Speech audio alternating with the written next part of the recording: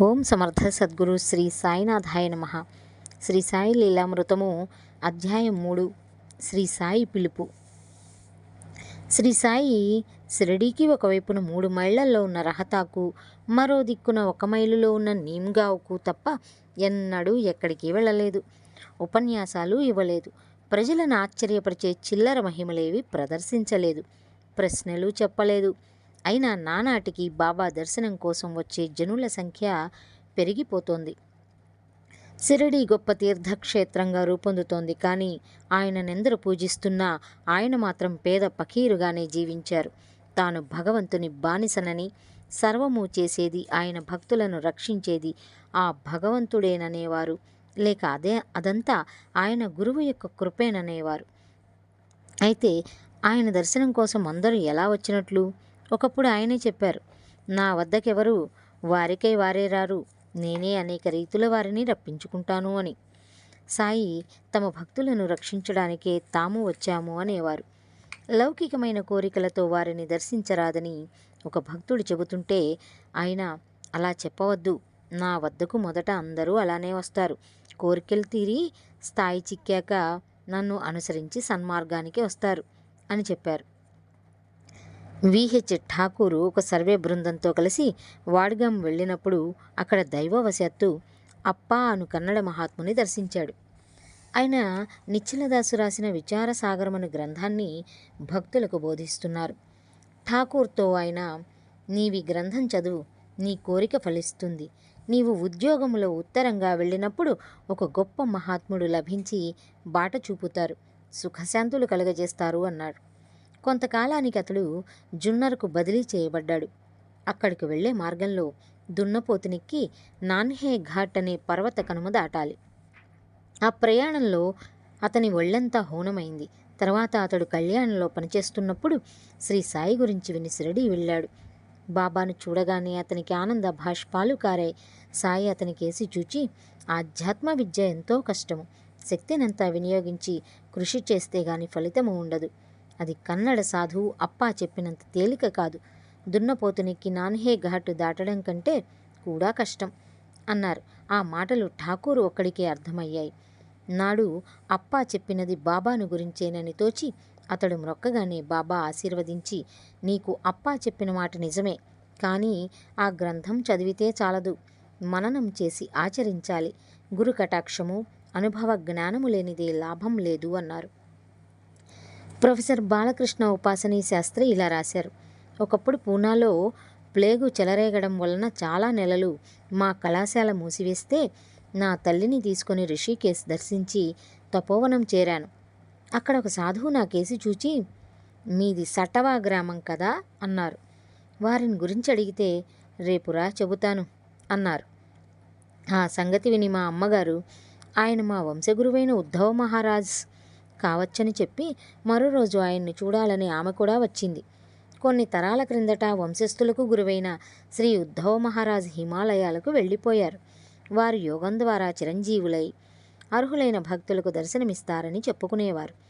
మరో రోజు నేను మా అమ్మ ఎంత వెతికినా ఆయన కనిపించలేదు.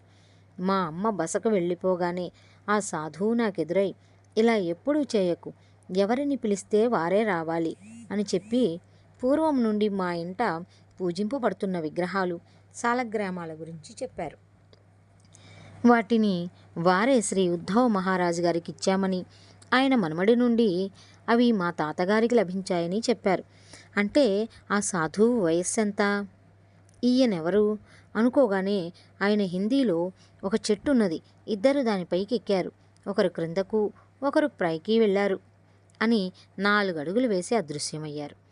ఆయన వయస్సు 50 లేక 60 సంవత్సరాలు ఉన్నట్లున్నది. స్థూలకాయుడు, కౌపీనం మాత్రమే ధరించారు. చాలా సంవత్సరాల తర్వాత నా తమ్ముడు ప్రాణాయామం చేస్తుంటే లోపం జరిగి అతడు పడుకుంటే శ్వాస ఆగిపోయేది. నిద్ర జీర్ణశక్తి లోపించి ఏం చేసినా తగ్గలేదు. చివరకు అతడు ఇల్లు విడిచి వెళ్ళిపోయాడు. నేను అతనిని వెతకడానికి రైలులో వెళుతుంటే కోపర్గాంలో ఒక మిత్రుడు కనిపించి, నేను వెళ్ళే పనిని గురించి విని బాబాను తప్పక దర్శించమని చెప్పి నన్ను ఒక టాంగాలో తానే షిరిడీకి పంపాడు. నేను మసీదులోకి వెళ్ళగానే ధుని దగ్గర తమ చుట్టూ తాము తిరుగుతున్న బాబాను చూచాను. నేను నమస్కరించగానే ఆయన ఖండోబా వద్దకు వెళ్ళు అని ఆదేశించారు. నేను బయటకు వచ్చి ఖండోబా ఆలయంలో ఒక సాధువు ఉన్నాడని విని అక్కడికి వెళ్ళాను. అక్కడ ఉన్నది నా తమ్ముడే. అతడు సాయి ఆజ్ఞానుసారం అక్కడున్నానని చెప్పాడు. నేను మరలా మసీదుకు చేరాక సాయి అందరినీ దక్షిణ అడుగుతూ నా వైపు కూడా చేయి చాపారు. నా దగ్గర డబ్బు లేక నమస్కారమే దక్షిణగా సమర్పించాను. బాబా హిందీలో ఒక చెట్టున్నది, ఇద్దరు దాని పైకెక్కారు, ఒకరు క్రిందకు ఒకరు పైకి వెళ్ళారు అని నవ్వారు. మరలా నాకు వెంటనే తపోవన సాధువు గుర్తొచ్చాడు. ఈ ఇద్దరికీ పోలికలున్నాయి. కానీ శాస్త్రి తపోవనం వెళ్లే నాటికి బాబా షిరిడీలోనే ఉన్నారు. ముస్లిం మహాత్ములెందరో బాబాపై భక్తితో తమ భక్తులను ఆయన వద్దకు ఆశీస్సుల కోసం పంపుతుండేవారు. ఇమాం భాయ్ చోటే ఖాన్కు ఉద్యోగంలో చిక్కులొస్తే నాందేడులోని దర్వేష్ షా అను ఫకీరును ఆశ్రయించాడు. ఆ సాధువు అతనితో బాబాను దర్శించమని చెప్పి ఆయన గొప్ప ఔలియా అంటే సిద్ధుడు అని తెలిపే మార్గం చెప్పాడు. చాటుగా బాబా వెనుకకు జరిగి మనసులో ఖురాన్లోని ఒక మంత్రం వల్లిస్తే ఆయన వెనుకకి తిరిగి అతన్ని పలకరిస్తారని, ఆయన పైకమిస్తే మాత్రం తీసుకోవద్దని చెప్పాడు. ఇమాం భాయి షిరిడీ చేరేసరికి బాబా ఒక వీధిలో నిల్చుని ఒక భక్తురాలి మొర వింటున్నారు. అతడు దర్వేష్ షా చెప్పినట్లు చేయగానే బాబా ఆవేశంతో వెనక్కి తిరిగి, ఎవరు నీవు? నా తండ్రివైనట్లు ఏదో అడగడానికొచ్చావే అని అరచి అతనిని తిడుతూనే మసీదు చేరారు. 2 రోజుల వరకు అతన్ని మసీదులోనికి రానియ్యలేదు. బాబా, అతడు మీ బిడ్డడే కదా, కోపమెందుకు అన్నాడు కాకాసాహెబ్. వాడు నా బిడ్డంటావా? వాడు ఒక టీచరును కొట్టాడు అన్నారు బాబా. నిజమే, అతడు పోలీసు. ఒక నేర పరిశోధనలో అతడు ఒక టీచరును కొడితే ఒళ్ళంతా రక్తం కారి స్పృహ తప్పి పడిపోయాడు. ఇమాం భాయ్కి శిక్ష తప్పాలంటే ఉద్యోగం వదిలి పారిపోవాలని సాటివారు చెబితే అతడు సాయిని ఆశ్రయించాడు. అతడు పశ్చాత్తాపం చెందగానే సాయి, భయపడకు, భగవంతుడే యజమాని అని ఆశీర్వదించారు. అతడికి ఎట్టి శిక్ష పడలేదు. తర్వాత ఒకసారి అతడు ఇంటికి వెళ్ళడానికి సాయి సెలవు ఇవ్వలేదని ఆరాటపడుతుంటే ఆయన వెళ్ళవద్దు, వెళితే గాలివాన, పిడుగులు, నిప్పు కణాలు ఎదురవుతాయి అన్నారు. అయినా అతడు బయలుదేరి సాయంత్రానికి సురళా నది ఒడ్డుకు చేరి కొద్ది దూరం వెళ్ళేసరికి బాగా మబ్బు పట్టి గాలివాన ప్రారంభమైంది. దారిలో ఒకచోట మర్రి చెట్టు మీద పిడుగుపడి ఆ చెట్టు కూలింది.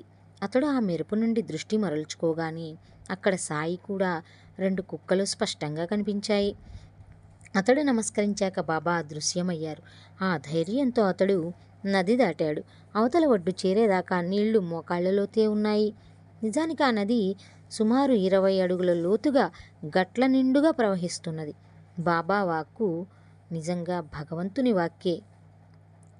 మోరేశ్వర్ ప్రధాన్ తనకు గల ఒక కొడుకు 7 సంవత్సరాల వాడు మరణించడం వలన కృంగిపోతుంటే ఒక మిత్రుడు సాయిని గురించి చెప్పాడు. తర్వాత ఒకరోజు అతనికి కలలో 7 సాధువులు కనిపించారు. మీలో సాయి ఎవరు అని అడిగితే వారు ఒక ఫకీరుని చూపారు. తర్వాత అతడు షిరిడీ వెళ్ళి చూస్తే సాయి సరిగా కలలో కనిపించినట్లే ఉన్నారు. ఆయన అతనిని ఎరుగుదునని చెప్పి బొంబాయిలోని అతడి ఇల్లు, దొడ్లో చెట్లు కూడా వర్ణించారు. తర్వాత అతన్ని చూసి, ఎందుకీ పిచ్చివాడు తన కొడుకుని నేను చంపానని నిందిస్తాడు?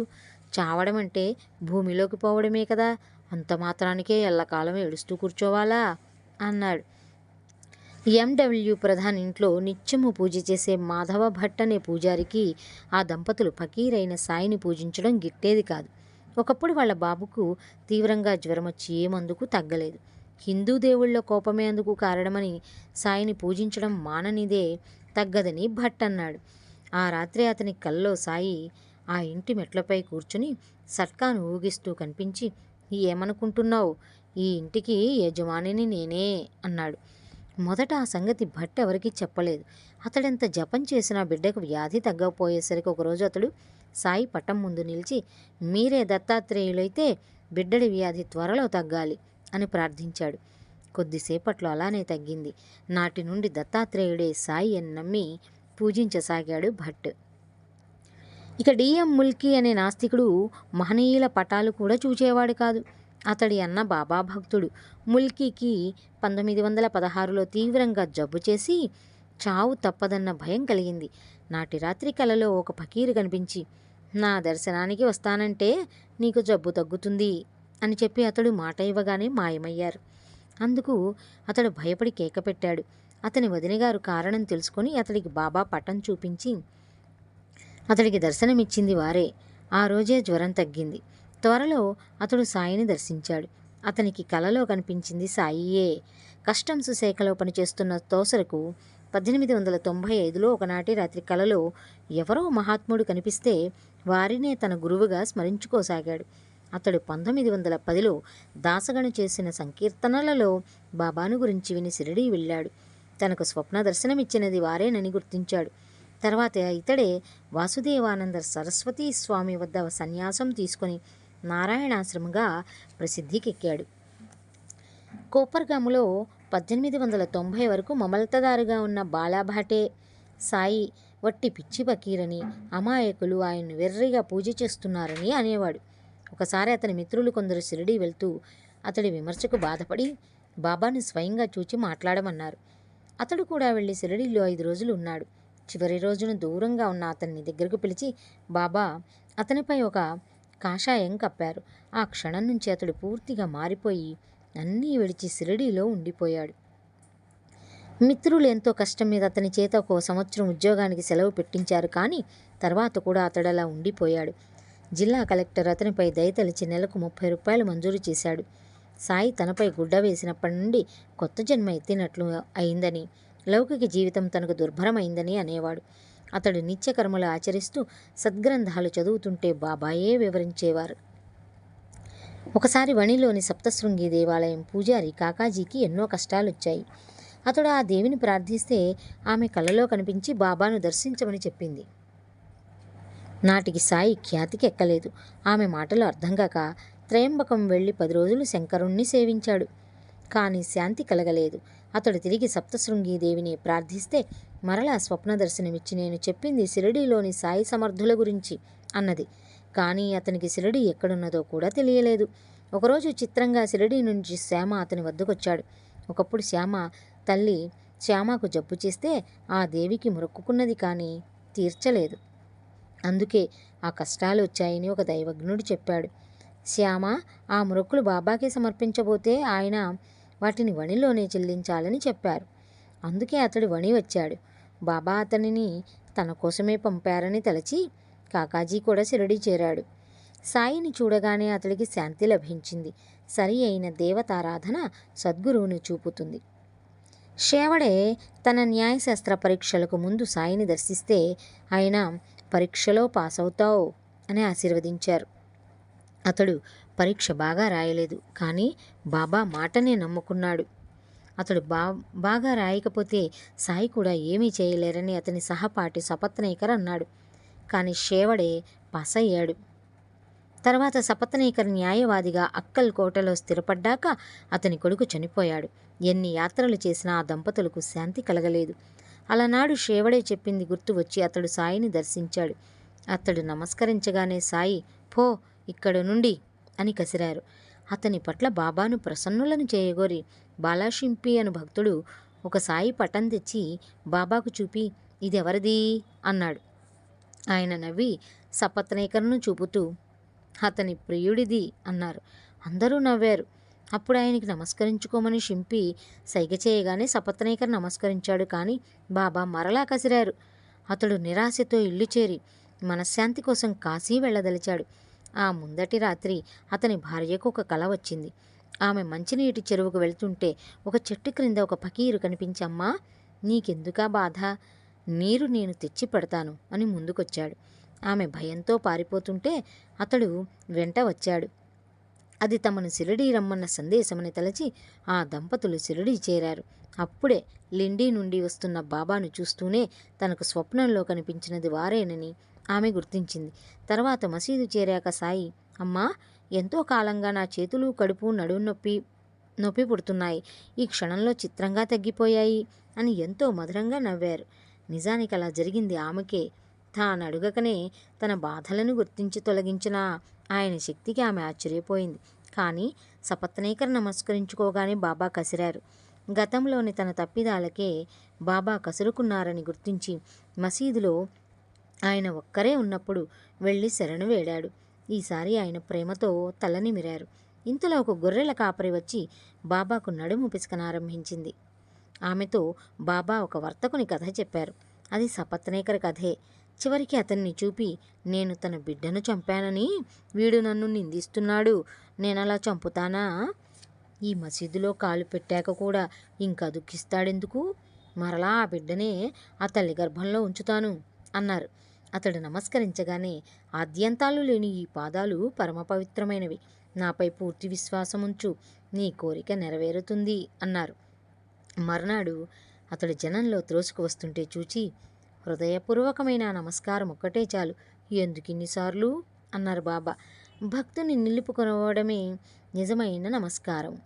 చివరకు వాళ్ళు సెలవు కోరినప్పుడు అతనికి ఒక కొబ్బరికాయ ఇచ్చి, ఇది నీ భార్యకివ్వు, సంతోషంగా బయలుదేరండి అని ఆశీర్వదించారు. సంవత్సరంలోగా వారికి కొడుకు పుట్టాడు. బాలక్రామ్ మాన్కరు తన భార్య గతించాక షిరిడీలో ఉండిపోయాడు. ఒకరోజు బాబా అతనికి 12 రూపాయలిచ్చి, మచ్చేంద్రనాథుడు తపస్సు చేసిన మచ్చేంద్రగఢ్లో కొంతకాలం ఉండమని చెప్పి, అక్కడ కూడా నీకు దర్శనమిస్తాను అన్నారు. అతడు మచ్చేంద్రగఢ్ వెళ్ళాక ఒకనాడు ధ్యానమయ్యాక సాయి అతనికి భౌతికంగా దర్శనమిచ్చారు. అతడు నమస్కరించుకోగానే ఆయన, కేవలం నేను ఈ దేహమేననుకుంటున్నావు, భక్తుడు ఎక్కడ స్మరిస్తే అక్కడ నేనున్నానని తెలపడానికే నిన్నిక్కడికి పంపాను అని చెప్పి అదృశ్యమయ్యారు. కొంతకాలానికే షిరిడీ బయలుదేరిన మాన్కర్కు పూనా రైల్వే స్టేషన్లో రద్దీ వలన టిక్కెట్టు దొరకలేదు. ఇంతలో ఒక వ్యక్తి తన వద్దనున్న టిక్కెట్ అతనికిచ్చి పైకమిచ్చేలోగా అదృశ్యమయ్యాడు. లాలా లక్ష్మీచంద్కు 1910లో ఒక రోజున కలలో గడ్డమున్న ఒక వృద్ధ ఫకీరు, ఆయన చుట్టూ భక్తులు కనిపించారు. ఒకసారి హరికథ చెప్తున్న దాసగను పక్కన బాబా పటం చూచి తనకు దర్శనమిచ్చింది వారేనని గుర్తించాడు. సాయి లీలలు విని అతడు షిరిడీ వెళ్ళాలనుకుంటుంటే మిత్రుడు శంకర్రావు అతనిని కూడా షిరిడీ రమ్మని పిలిచాడు. లక్ష్మీచందు 15 రూపాయల అప్పు తీసుకుని బయలుదేరాడు. రైలులో కొందరు భక్తులతో కలిసి వీరు కూడా భజన చేశారు. తర్వాత షిరిడీకి చెందిన ముస్లింలు కనిపిస్తే వారిని బాబా గురించే అడిగాడు. లక్ష్మీచందు షిరిడీ చేరాక సాయి అతన్ని చూపి, వీడెంత టక్కరి, ఒక వంక భజన చేస్తూనే నన్ను గురించి ఇతరులను అడుగుతాడు, ఏదైనా మనమే చూచి తెలుసుకోవాలి అని అతనితో, నీ కళ నిజమైందా లేదా, అప్పు చేసి షిరిడీ రావడం ఎందుకు అన్నారు. ఒకసారి మద్రాసు నుండి కాశీ వెళ్తున్న భజన బృందం సాయిని దర్శించి భజన చేశారు. అందరూ బాబా ఇచ్చే కానుకల కోసం చేస్తే లక్ష్మి అనే ఆమె మాత్రం భక్తితో చేసింది. నాటి మధ్యాహ్నం సాయి ఆమెకు శ్రీరాముడిగా దర్శనమిచ్చారు, కానీ అది ఆమె భ్రమేనని ఆమె భర్త గోవిందస్వామి అన్నాడు. నాటి రాత్రి అతనికి ఒక చిత్రమైన స్వప్నం వచ్చింది. అతనికి పోలీసులు సంకెళ్ళు వేస్తుంటే సాయి చూస్తున్నారు. అతడు తనను రక్షించమంటే పాపం అనుభవించక తప్పదు అన్నారు బాబా. ఆ పాపాన్ని దహించి వేయమని అతడు కోరాడు. అతనికి అంత విశ్వాసం ఉంటే కన్నుమూసి తెరవమన్నారు సాయి. అలా చేయగానే అతడు విడుదలై పోలీసులు చచ్చిపడి ఉన్నారు. అతడు సాయి చేసిన మేలు మరచి సంతోషిస్తుంటే బాబా, వీరిని చంపినందుకు శిక్ష పడుతుందిలే అన్నారు. అతడు భయంతో బాబా కాళ్ళు పట్టుకున్నాడు. ఆయన అతన్ని మరొకసారి కన్నులు మూసి తెరవమన్నారు. అలా చేసేసరికి అతడి ఆపద తొలగిపోయింది. కృతజ్ఞతతో అతడు నమస్కరించగానే, మొదటి నమస్కారానికి దీనికి భేదమున్నదా అన్నారు బాబా. మొదట ఆయన ముస్లిం అన్న శంకతోనూ కాన్కలపై ఆశతోనూ ఈసారి విశ్వాసంతోనూ నమస్కరించాడన్నాడు అతడు. నీవు చాటుగా పంజా, తాబూత్ వంటి ముస్లిం ప్రతీకలను పూజిస్తావు గదా అడిగారు బాబా. అతడు సిగ్గుపడి తన గురువైన సమర్థరామదాస స్వామి దర్శనం కోరాడు. సాయి అతన్ని వెనుకకు తిరిగి చూడమన్నారు. చూస్తే అక్కడ ఆ స్వామి కనిపించి అతడు నమస్కరించాక అదృశ్యమయ్యారు. అప్పుడు అతడు, బాబా మీరెంతో వృద్ధులు, మీ వయస్సెంత అన్నాడు. ఏమిటి, నేను వృద్ధుణ్ణా, నాతో పరిగెత్తు చూస్తాను అని సాయి పరిగెత్తి అదృశ్యమయ్యారు. అంతటితో అతనికి బాబాపై భక్తి కలిగింది. ఈ కళలోని బోధయే ఆయనిచ్చే అసలైన కానుక. ఇంతటితో 3వ అధ్యాయము సంపూర్ణం. ఓం సమర్థ సద్గురు సాయినాథ్ మహారాజ్కి జై. ఇప్పటికీ మా ఛానల్ని సబ్స్క్రైబ్ చేసుకోకపోతే దయచేసి సబ్స్క్రైబ్ చేసుకొని ఒక లైక్ ఇస్తారని ఆశిస్తున్నాను. ధన్యవాదాలు.